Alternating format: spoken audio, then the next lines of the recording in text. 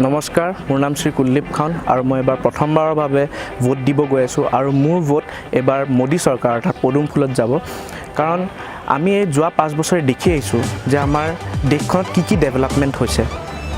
আমাৰ ডিফেন্স ছেক্টৰটো বহুত ষ্ট্ৰং হৈছে, কাৰণ কেলে যোনটো ৰিচেণ্টলি যোনটো এটেক হ'ল, টেৰিষ্ট এটেক হ'ল, সেই টেৰিষ্ট এটেকত আমাৰ ইণ্ডিয়ান আৰ্মি বহুতকেইজন হেৰুৱালোঁ আৰু তাৰ ৰিভেঞ্জ স্বৰূপে আমাৰ ইণ্ডিয়ান এয়াৰফ'ৰ্চ পাকিস্তানত সোমাই পেলাই 300তকৈ অধিক টেৰিষ্টক হত্যা কৰি আহিবলৈ সক্ষম হৈছে।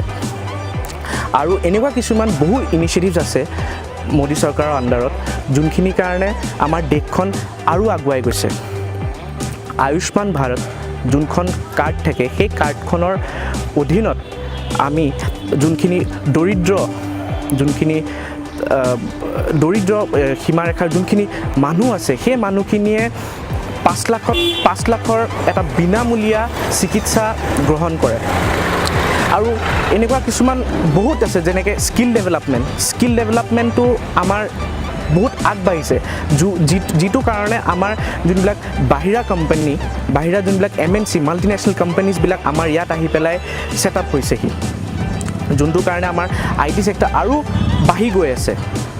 সেইকাৰণে মই সমূহ ৰাইজক আহ্বান জনাইছোঁ, গোটেই ইউথক আহ্বান জনাইছোঁ, যোনবিলাক এবাৰ প্ৰথমকৈ ভোট দিব, মই তেখেতসকলক আহ্বান জনাইছোঁ যে তেখেতসকল যাতে ওলাই আহে আৰু 100% ভোটিং কৰে। কাৰণ কেলৈ এটা ভোট বহুত ভেলুৱেবল হয়। আমি যদি ভোট কৰোঁ, এইটোৱে বুজায় যে আমি আমাৰ দেশখনক আমি আগুৱাই লৈ যোৱাত আমাৰ এটা অনুদান আছে। সেইটো কাৰণে মই সকলো ৰাইজক মই আহ্বান জনাইছোঁ যে তেখেতসকলে 100% ভোটিং কৰে। ধন্যবাদ।